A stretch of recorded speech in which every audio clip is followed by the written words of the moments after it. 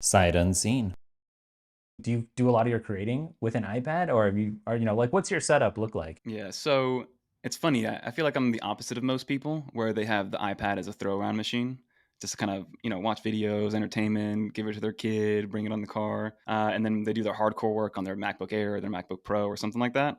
For me, it's the opposite. I am using a MacBook Air right now for this interview, but my MacBook Air is used for like Slack, some email, very simple things, maybe opening up a PDF or something, and then all my like intense work is done on the iPad. So Affinity Photo Interesting. for all my thumbnail creation. I love it. I love Affinity Photo. LumaFusion for all my video editing, and now USB-C on the iPhone has been the best thing for efficiency because Yeah. I'll record. I use my iPhone for everything, very similar to. I know that you're kind of doing that now, which I do want to talk about. Hmm. Yeah. Um, but I use my iPhone 15 Pro Max for all A roll and B roll, and then when I'm done recording, Okay. pop it off to an SSD. I use the T7, and then I plug that into my iPad Pro with the new one, the M4, and then just edit off the SSD in LumaFusion. So that is my flow, which is All right. awesome. So that Very is simple. very different. I feel like a lot of people don't take that route and then they disparage the hmm iPad. So how come that ended up being the thing that you adopted? Was it just a matter of convenience? Is it just what you're familiar with?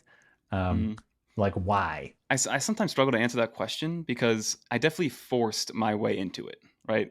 Hmm. There was a lot, especially in the beginning when iPad OS 12, or not, it wasn't even iPad OS yet. It was still iOS 12 for the iPad. But iPad OS 13, it was still obviously more convenient to get from point A to point B on a Mac, right?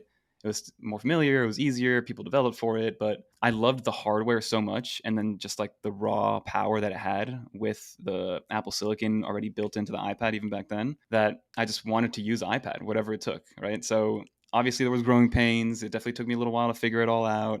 Apps updated alongside me as I was learning to do things. And now it's gotten to the point where I'm just like a well-oiled machine.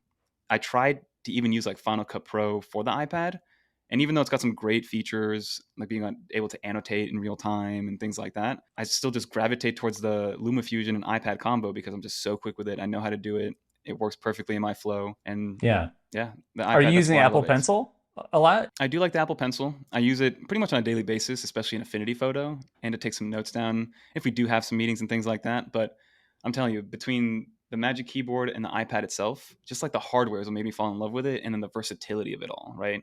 One Yeah. moment it's a notepad, the next moment I can play NBA 2K on it with my Xbox controller. The next moment I'm editing a video, I can give it to my wife to watch The Bachelor while I do something else. You know what I mean? It's like it can Yeah. do whatever you Have want it to do, which is have you awesome. found a good use for the new squeeze function on the Pro Apple Pencil or? Not like a good use, but I am very, very surprised how much I like it. When Apple announced it, I was like, Okay. oh, like cool, like it's a whatever. It's a new Apple Pencil that has a squeeze function.